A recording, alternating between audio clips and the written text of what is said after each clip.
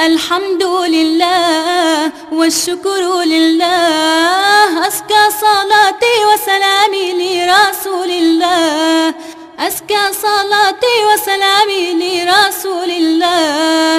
الحمد لله والشكر لله الحمد لله والشكر لله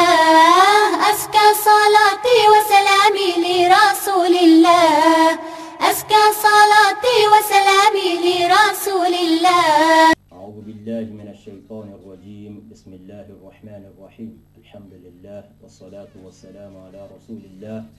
وعلى آله وصحبه أجمعين. لين تابرك بلورك الله تركاتي جفوا النبوة محمد صلى الله عليه وسلم وعلى آله وصحابه النبي. أكي أنتي أمووا ní kíkí tí ìsìláàmù ní ká máa kíra wa pé assalamu alaikum wa rahmatullahi wa barakatuhu. mawdu'una al-yawm al-hathu ala as-sabri. ohun tí a fẹ́ bára wa sọ̀rọ̀ lórí ẹ̀ lónìí yìí níbi ètò wa al-minbar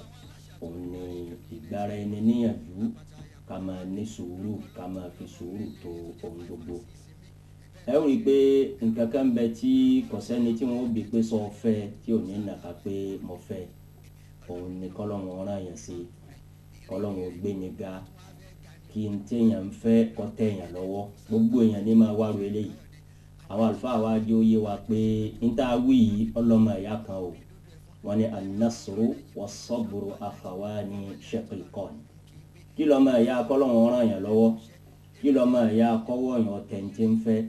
kí lọ́mọ ẹ̀yà kólúwa ọ̀ràn yẹn sí àwọn àlùfáà ní òun ni kéèyàn ní sùúrù pẹ̀lú ẹ̀. gbogbo ń tá a bá fi pákà leke wá gbogbo ń tá a fi jàùjàù tọ̀nà rẹ̀ kì í sábà yọrí sí dáadáa. nípa báyìí bó ti ṣe pé gbogbo wa la máa fẹ́ k'Ọlọ́run ràn wá lọ́wọ́ kó ṣàrànṣe fún wa káràntì ohun táwọn onímọ̀ wí pé ọmọ ìyá ìrànlọ́wọ́ Ọlọ́run àrànṣe rẹ̀ òun ni kọ́mọ ènìyàn ó ní sùúrù ní kó dìgbà t'Ọlọ́run ọba bá kọ́ pé tó ń fẹ́ ni ó tẹ̀ ọ́ lọ́wọ́. eléyìí láàfin rí ọ̀pọ̀lọpọ̀ àyá al-Qur'an al-Karim tí ń kì wá nílọ tí ń kọ́ wa pé sùúrù dọ́wọ́ wa o àwọn ọmọ nàbí Ádámà kákéde fúnra wa nínú àwọn ọ̀rọ̀ olúwa bàná. lápèjúwe olúwa bá sọ nínú al-Qur'an al-Karim pé lẹ́yìn a'udhu billahi minash shaitanir rajim bismillahir rahmanir rahim ya ayyuhal ladhina amanu isbiru wa sabiru wa rabitu wattaqullaha la'allakum tuflihun. olúwa bá pa wá láṣẹ pé sùúrù dọ́wọ́ wa o ẹ ṣe sùúrù lọ́pọ̀lọpọ̀ gbogbo ntí ẹ bá ń wá ẹ fi sùúrù wá ẹ má kánjú. ọ̀pọ̀lọpọ̀ ayé al-Qur'ani mi látòrí tọ́lọ́n tí kọ́dọ̀ Ọlọ́run sọ ń bọ̀ mí pé inna Allaha ma'a as-sabirin. bí wọ́n bá bí ọ pé ta lọ́lọ́run bẹ pẹ̀lú ẹ kọ́dọ̀ rí pé nínú Yorùbá náà àwa náà máa wí ntọ́jú ayé yìí pé lẹ́yìn òní sùúrù ni Ọlọ́run ọba wa. al-Qur'ani náà wí bẹ́ẹ̀ inna Allaha ma'a as-sabirin. Olúwa bá ń bẹ pẹ̀lú gbogbo ẹni tí ń bá ń fi sùúrù pẹ̀lẹ́ tí ń fi ń tu ọ̀rọ̀ rẹ̀. kódà nu àyà mi kún mọ́ Ọlọ́run jẹ́ ó yé wa pé Ọlọ́run ọba o ń bẹ pẹ̀lú gbogbo ẹni tí ń bá ń ṣe sùúrù. ìdí nìyí tá a bá wo ìtàn àwọn ànábì Ọlọ́run alayhimus salatu wassalam bàbá kan tàbí sí ayé wọn ní báyìí kanjú warawara pákánleke fi wá nǹkan àní bá nù kankan nù tán ọ̀kan kan nù àwọn ànábì Ọlọ́run. ọ̀kan nù àwọn àgbà fáwa al-Imamu Ahmad bin Hanbal ló ń fi wá sọ fún wa pé abájọ bẹ́ẹ̀yàn bá sí al-Qur'an al-Karim lónìí tí ń kà wọ́n náà kà gbìyànjú rẹ̀ lé ní èjì. al-Imamu Ahmad ní kò ní kéré sí ọ̀nà 90 times torí tọ́lọ̀ sọ̀rọ̀ sùúrù bẹ́ẹ̀ nínú al-Qur'an al-Karim. gbogbo eléyìí fi ń yé wa pé ní àṣekà ní sùúrù ká ṣe pẹ̀lẹ́pẹ̀lẹ́ ohun tí ó yẹ ká bá lọ́wọ́ mùsùlùmí ni. tó bá wá rí bẹ́ẹ̀ ó yẹ ká wá ṣe àlàyé fúnra wa níwọ̀nba bàbá ń pé ṣe sùúrù ẹni sùúrù ẹni farada ọ̀nà mélòó ló pín sí àwọn onímọ̀ ṣàlàyé ẹ̀ fún wa. wọ́n ní li sabri anwa'un thalatha. oríṣi sùúrù táyé Ọlọ́run fẹ́ kó o ṣe tá nẹ́bùà Muhammad sallallahu alaihi wasallam náà gbà wá yànjú wọ́n ní kò ju mẹ́ta péré lọ. Allahu akbar.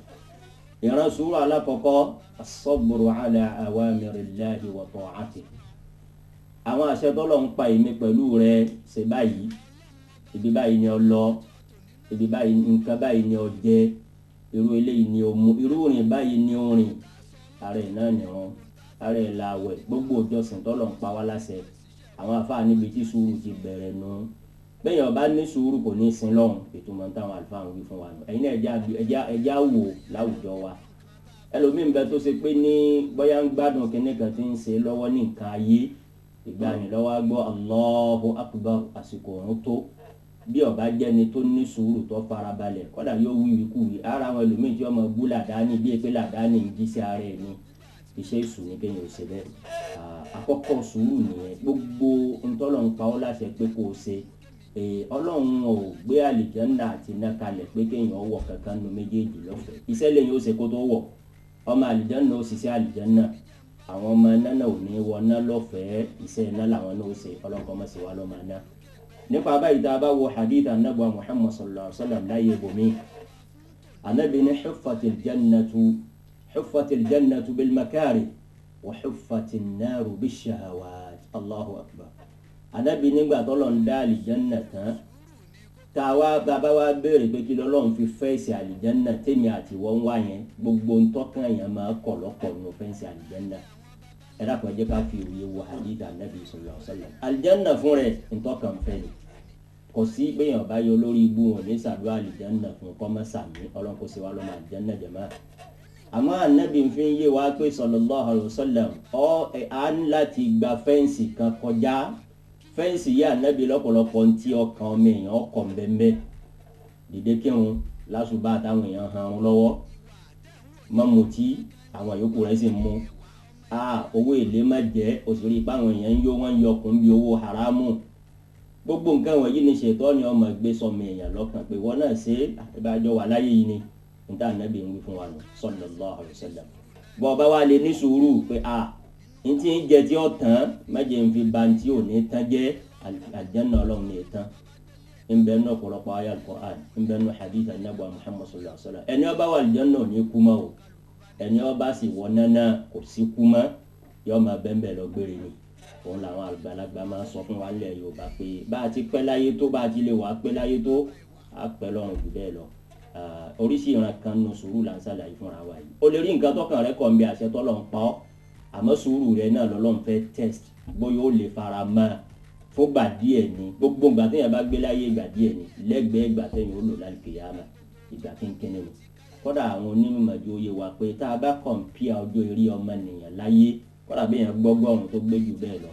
ọ̀fẹ́ lè má ti gbé wákàtí kan lálùkìyámà ọjọ́ kan ká pé o ọ̀fẹ́ lè má ti gbé wákàtí kan ibi tí èèyàn ò ní kú mọ́ tí ó máa lọ láéláé nípa báyìí sùúrù òun là á fi sin ọlọ́run ọba àwọn tí a gbọ́ wọ́n ṣe wá sí fẹ́lòmíì wá sí ọba mu yóò ṣe déédéé rẹ̀ yóò fẹ́ sọ díjà má sọ díjà ní sùúrù tún bẹ̀ ṣe ni sùúrù tọ́lọ́run fẹ́ tẹ̀sí lára rẹ̀ náà nù eléyìí là kọ́kọ́ nù ràn bàbá ń pẹ́ ká ní sùúrù as-sabru ala awamirillahi wa ta'atihi ká ní sùúrù lórí àwọn àṣẹ tọ́lọ́run pọ̀ kó lè yí tó rò pábò ní ọ́la wá sí tó rò pábí wọn ni wọ́n ń bá wí àbí torí mi wọn gbégbá prógráàmù kalẹ̀ kìí ṣe torí rẹ̀ àmọ́ ń gbò ti báwọ wíhun ní sùúrù kó tún bẹ̀ sí eléyìí ní ọ̀fà ọ̀la ayé àti tọ̀rọ̀ fún yẹn. àwọn onímọ̀ tún jẹ́ òye wa pé nínú àwọn ọ̀ràn sùúrù tọ́lọ́run àtànẹ́bùà Muhammad sallallahu alaihi wasallam tí wọ́n fẹ́ kémi àti wọ́n ó ṣe. wọ́n ní as-sabru 'anil manahi ẹ̀rí pa ké fúnra wa nù hadith ta kàlá ìpẹ́ yìí àti sọ̀tà àlìjánná fún wa kí ni wọ́n fẹ́ǹsì ẹ̀ anabi wa ni wa huffati nnaru bish-shahawat iná kò sẹ́ni tí wọ́n pè ọmọ iná ni tí ò ní sọ díjà ọlọ́mọsẹ̀mí àti ọlọ́mọ iná ẹlòmíì bá a bá ń sọ̀rọ̀ iná kò máa ti ń jẹ́ náà ọlọ́run o ẹ jẹ́ ń sọ fún yín kọ́ bá yé béèrè lọ́wọ́ ara rẹ pé iná wo ló gbóná jù láyé ẹlòmíì ò ní iná igi ni ẹlòmíì ò ní iná èédú ni ẹlòmíì à ní iná petrol ni ẹlòmíì gbogbo náà tó bá lè rodó láyé ìpè iná eléyè ọlọ́mọdé yìí ó rí anabi ni wàá mọ̀ pé kò ju 1/70 iná tàlìkìyàmà lọ 1/70 ìyẹn ni pé gbogbo iná tó gbóná jù láyé wàá multiply rẹ̀ lọ́nà 70 òun lọ́sẹ̀sẹ̀ tó iná tàlìkìyàmà yẹri pọ́nà kọ́ mọ̀jà jóná àmọ́ mo ti wí lẹ́ẹ̀kan o èpè kí mú yàn wọ náà o èyàn ó ṣiṣẹ́ iná ni ọlọ́run kọ́ mọ̀jà bá wọn ṣiṣẹ́ iná nípa báyìí anabi ni ẹ̀ wàá rí iná tá a ròyìn tí ó máa dẹ́rù bàyàn yìí iná ọ̀nà 70 iná tó gbóná jù láyé tani wa belon ko ndoru nabe e ma wa wolon oba jalla jalaluhu jalla huffatin naru bishahawat Ọlọ́run wa ní fẹ́ǹsì iná pẹ̀lú gbogbo nje o ma wo ma nabi adama gbogbo nti ọkàn o ma tí o ma wuyan gbogbo nti èyàn ó fẹ́ pé mo ní freedom àti ṣe léyìí ẹ jẹ́ n wọ aṣọ tó bá wù mí ẹ jẹ́ n rìn tó bá wù mí ẹ jẹ́ n jẹ tó bá wù mí ṣé mo ní freedom Ọlọ́run ní irú freedom yìí la fi fẹ́ǹsì iná gbogbo en tí ó wọ náà yó wá pass through fẹ́ǹsì ni yó gba ko de ẹlòmí ó fò fẹ́ǹsì ẹlòmí ọ̀rọ̀ lulẹ̀kùn fẹ́ǹsì yìí gbé sájọ́ wọn wọ̀ ni Ọlọ́run kó má sọ̀rọ̀ tí wà bẹ́ẹ̀ nípa báyìí asọ́gbòrò anilmanari àwọn tó lọ ní ọmọ débẹ̀ yẹn làwọn fẹ́ǹsì iná ọ wà ní sùúrù kíní ìsì wè mí náà ìwọ náà ó rí àwòrán káwòrán mi ń bò mí ó rí lórí tẹlifíṣàn ó rí lórí ìwé ìròyìn ó gbọ́gbọ́kúgbọ́ nínú rédíò ìwọ wá wo ohun tí ó sọ fún ọ pé a'udhu billahi minash shaitani èmi ò gbọ́dọ̀ máa wóru eléyìí èmi ò gbọ́dọ̀ máa gbọ́rú eléyìí èmi ò gbọ́dọ̀ máa karú nǹkan báyìí sùúrù nù lórí àwọn àṣẹ t'Ọlọ́run bá pa ẹni ó bá ṣe rú sùúrù báyìí ń gbé rẹ̀ jìnnà kó nu fẹ́ǹsì iná nu o àmẹ́ni ó bá ní mo free ẹnìkan ò lè sọ fún mi pé má wò ẹnìkan ò lè sọ pé oúnjẹ kan ní má jẹ bọ́ bá jẹ́ ìtumọ̀ ní pé ọ̀nkanlẹ̀kùn náà torúkọ Ọlọ́run ànábì ṣàlàyé ẹ̀ bẹ́ẹ̀ iná o Ọlọ́run fi tí ọmọ wọ̀ láyé t'Ọlọ́run ò sì fẹ́ l'Ọlọ́run bá fi fẹ́ǹsì rẹ̀ ìran kẹta nínú ìran sùúrù t'Ọlọ́run fẹ́ kèmí àti wó ṣe wọn as-sabru ala al-aqdar ká ṣe sùúrù lórí bọ́lọ́run bá ti lọ́rọ̀ já sí èyí tá ń pè ní kádàrá bọ́mọ èèyàn tiẹ̀ lóhun ò ní sùúrù kò sí ń tọ́ fẹ́ ṣe ìtọ́lọ́run bá ní yọ́ ṣẹlẹ̀ kó tó wáyé ló ti wà lákọọ́lẹ̀ rẹ̀ ẹni tí ó lò wá ti kọ́ ẹni tí ò ní ó ti wà bẹ́ẹ̀ ẹni tí ó bímọ ó ti ṣáájú kẹ́nì kọ̀ọ̀kan nù ó tó dáyé kí là ń wà lára wa sí bọ́ tiẹ̀ wá ṣe wàhálà tó lò ní sùúrù náà ó lè yí kádàrá Ọlọ́run wá kú gbọ́ yíyanjú láti pèlẹ̀ pé tẹ̀kan ní sùúrù kọ́ wá gbà ládàá lórí akádàrá bẹ́ẹ̀yàn bá gbà pé ntọ́sẹ̀lẹ̀ yẹ nìkan kọ́ o ẹ má ro ṣe yẹn o Ọlọ́run bọ́ tiẹ̀ ṣe pé èèyàn náà ló ṣe Ọlọ́run ní orí ṣe ni bí mùsùlùmí ti gbọ́dọ̀ máa gbáyé ni gbogbo yìí tó ba ayé jẹ́ lónìí tó da fámìlì rú tó dẹbí rú tó dà lúrú ẹ lọ wo kíní kan níbi kan ìyá kíní la bá ń bẹ bàbá làkàṣègbè ọwọ́ yín la bá ń bẹ gbogbo eléyìí ọba mu fún mùsùlùmí gbogbo kádàrá ká ní sùúrù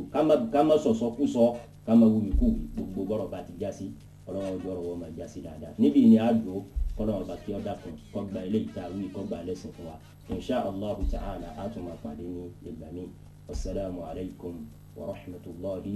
wa barakatuhu wa sallallahu wa sallim wa baraka ala nabiyyina Muhammad wa ala alihi wa sahbihi ajma'in. الحمد لله والشكر لله أزكى صلاتي وسلامي لرسول الله أزكى صلاتي وسلامي لرسول الله الحمد لله والشكر لله الحمد لله والشكر لله أزكى صلاتي وسلامي لرسول الله أزكى صلاتي وسلامي لرسول الله